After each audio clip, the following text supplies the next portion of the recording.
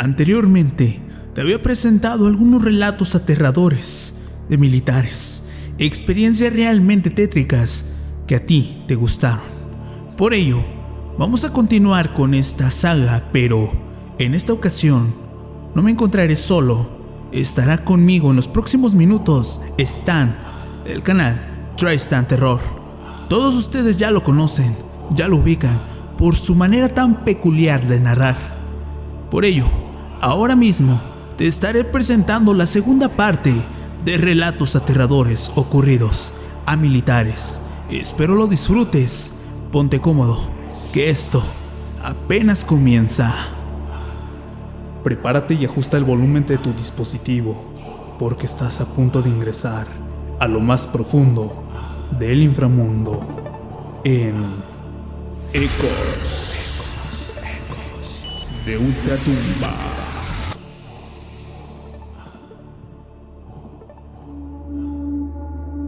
Todo empieza con la historia de mi papá.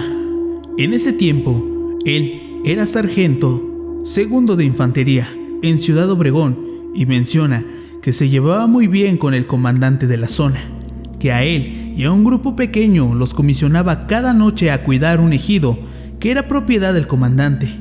Mi papá decía andar en la sierra enfrentándose, y así que era tranquilo, y los 5 que escogió solo daban rondines por el ejido, ya que querían hacerlo como un rancho en el que por los días trabajaban los albañiles y en la noche el que se quedaba, y los 5 soldados cuidaban que no se robaran el material del ejido. La cuestión, comenta mi papá, que andaba en una barda que habían levantado donde irían los establos, y que en dirección de esa barda había un cerro enorme. Una noche de las que cuidó se escuchaban gritos hacia el cerro, pero se cuestionaban qué eran y demás. Uno de los soldados decía que posiblemente era una bruja o algo similar, ya que uno de ellos venía del sur del país y que cuando se escuchan gritos así, es como son los rituales que hacen por las noches. Mi papá comenta que él y otro de los que lo acompañaban se pararon en la barda que mencioné anteriormente, y encima del cerro se veía una persona parada sobre la punta. Mi papá dice que al menos eran unos 500 metros de donde estaba la barda al cerro. Mi papá le chifló a los demás y se fueron a la barda, y todos vieron que era un sujeto parado en el cerro. En ese lapso bajó bien feo la temperatura y era verano, que a pesar de ello siguieron viéndolo, y que de un momento a otro aquel tipo sacó unas alas y se abalanzó hacia la barda. Comenta mi padre que al ver que se dirigía, que el único que ordenó fue que se tiraran todos al suelo, y sintió cómo esa cosa se elevó, y que cuando empezó a elevarse gritó un chirrido espantoso. Mi padre nos comenta que al escuchar el sonido, lo único que hizo fue apuntar al aire y empezar a disparar. Los demás, al ver a mi papá disparando de igual manera, empezaron a hacer lo mismo, y uno de ellos gritó: «¡Ya le di!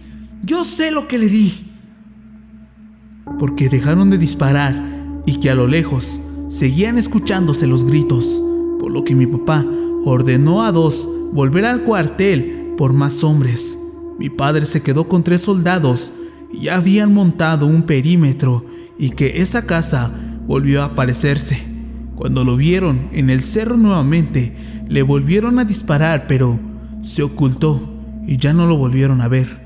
El punto es que los 2 que fueron al cuartel ya no los hallaron de nuevo, y el comandante de la zona, al saber que estaban desaparecidos y su familia ocupaba respuestas, pues mencionaron que hubo unos enfrentamientos y lamentablemente fallecieron, pero no podían dar los cuerpos por motivos del crimen, y que mi papá dice que ahora se siente mal al mandar a ellos a pedir refuerzos, y al final piensa que él dio el sacrificio de esos 2 soldados que estimaba, porque dice que todos eran sus amigos.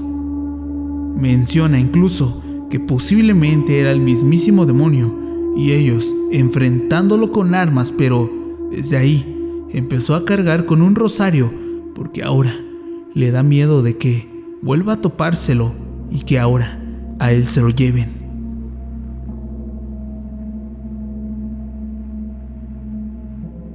Cuando hice mi servicio encuadrado en Chiapas, en el año 2017, en Chicoacén, para ser muy exacto, nos tocó que nos entregaran las camas, así de uno arriba y el otro abajo, hasta completar todas las camas. Cuando llegaron a la cama de la esquina, el sargento se detuvo y dijo: «No, pues seguimos con la siguiente cama», saltándose esa, por lo que entonces ya se habían completado las camas, dejando solamente dicha cama en la mera esquina.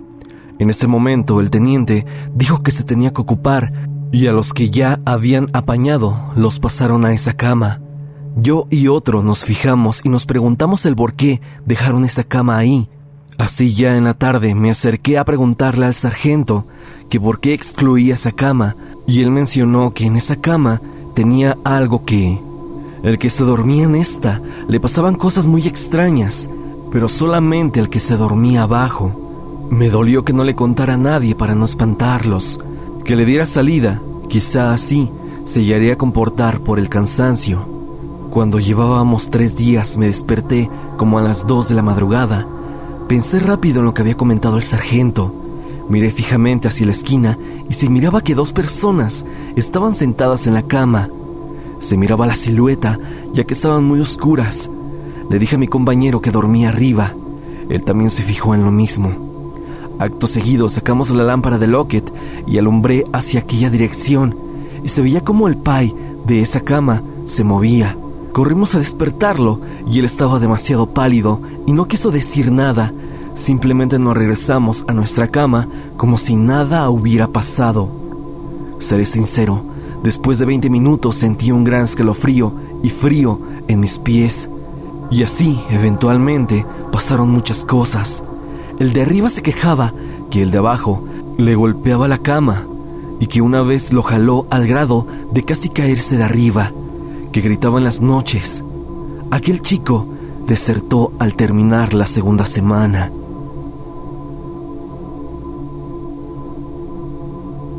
Me llamo Diego. No uso Facebook, pero usaré el de mi novia para contarles mi mala experiencia. En el 2019 fui militar y como a todos me correspondía montar guardia nocturna. Eran las 3 de la mañana. Yo estaba en prevención. Estaba solo. Hubo un momento en que escuché pasos viniendo hacia mí, pero no venía nadie. Pensé que tal vez pudo ser el viento cuando arrastra las hojas del suelo, pero cada 3 minutos se repetía y empecé a dudar de que podía ser eso. A eso de las 3:20 de la mañana, uno de los perros del comando comenzó a ladrar desde lo lejos en dirección hacia donde yo estaba. Yo saqué mi lámpara y lo enfoqué, pero él siguió y siguió. Decidí acercarme a él, pero ladraba más fuerte. Mientras caminaba hacia él, yo sentía que alguien venía detrás de mí, y no lo niego. Sentí miedo, pero no volteé a ver. Solo me acerqué más al perro y él se calmó. Decidí volver al lugar, pero me llevé al perro. Él estuvo tranquilo hasta eso de las 3:45 am. Ahí empezó a ladrar hacia uno de los portones y yo alumbré con mi lámpara y vi a alguien agachado. Le pedí que se identificara 3 veces, pero no respondió. Le informé a los demás por radio que había alguien agachado frente al portón y que no quería identificarse, y me mandaron a ver quién era. Cuando me iba acercando a eso que estaba agachado, vi que era un joven vestido como los que se reclutan para el aislamiento, y ese joven empezó a rodar hacia mí. Le apunté y dije que se pusiera firme, pero él seguía rodando. Pero de un momento a otro desapareció, y fue ahí que volví a sentir miedo y les conté a los demás por radio sobre lo que había pasado, pero nadie me creyó. Solo un sargento mayor de tercera fue quien me creyó y me contó que eso fue un soldado que ahí se quitó la vida y que a varios les ha parecido lo mismo.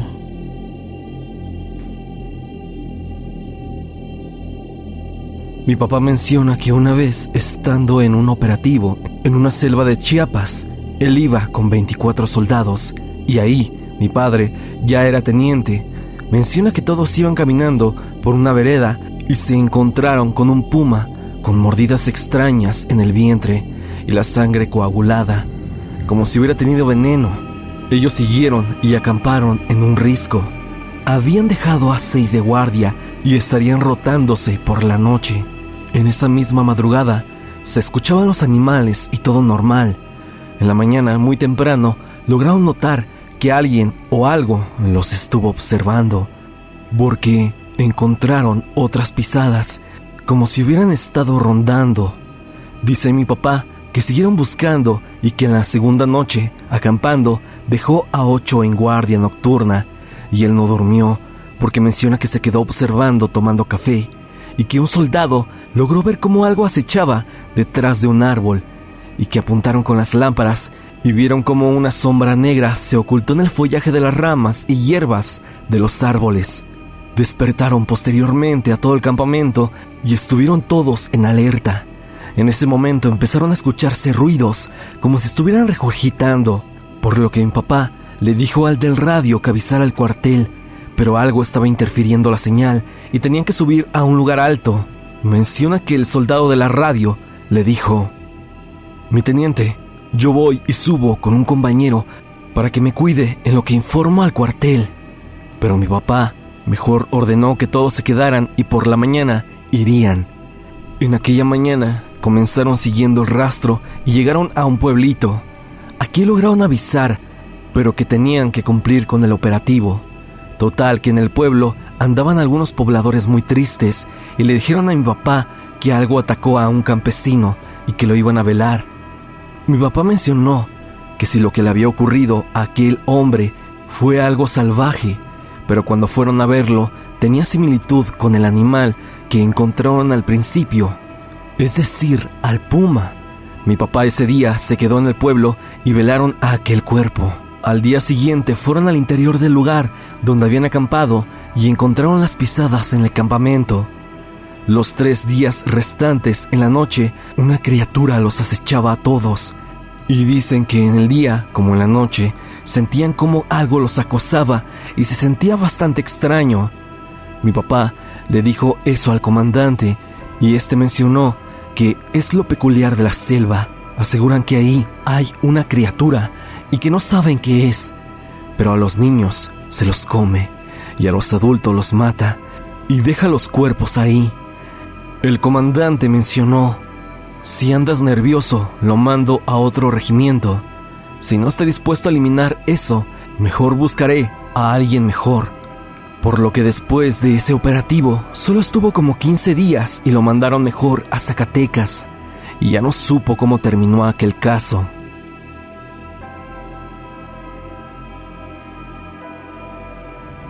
En el servicio militar de mi hermano, su sargento le contó la siguiente historia de un nahual. Dice que iba su pelotón y él por la sierra buscando un sembradío de Mary Jane que necesitaban localizar, pues para hacer la detención y todo ese tipo de cosas. Durante ese transcurso se toparon con una cabaña así en la nada. Entonces decidieron dirigirse a ella. Antes de llegar a la puerta de la cabaña, comenta que vieron a un perro con aspecto muy extraño pasar por detrás de la cabaña. Llegaron y tocaron la puerta. Entonces salió una señora ya grande diciendo que qué necesitaban. Los militares le preguntaron si vivía sola, a lo que ella respondió: vivo con mi esposo. Ahí lo acaban de ver pasar detrás de la cabaña. Obviamente refiriéndose a ese nahual. Así que los militares del miedo dice que decidieron regresar a su campamento y mientras se iban, la señora les gritaba cosas extrañas en un idioma bastante raro.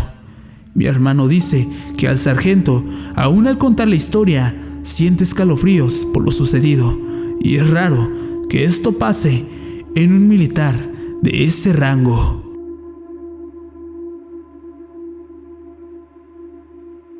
Efectivamente, han sido relatos que, como bien lo hemos reiterado a lo largo de estos videos, son humanos y también pueden experimentar este miedo. ¿Qué te parecieron los relatos del día de hoy? Antes que nada, agradecer a nuestro gran amigo Stan por la participación en este canal. Espero lo hayas disfrutado.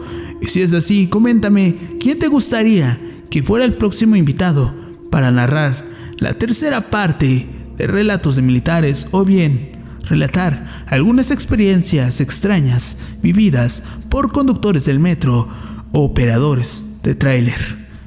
Estaré leyendo los comentarios y también te dejaré los links a las redes de Stan y a sus canales. Espero también te eches un vistazo a Creepy Stan, donde también está en constante actividad, sin olvidar mencionar su canal principal, Tristan Terror. Ahí está subiendo constantemente contenido bastante bueno. Gracias por haber llegado hasta aquí.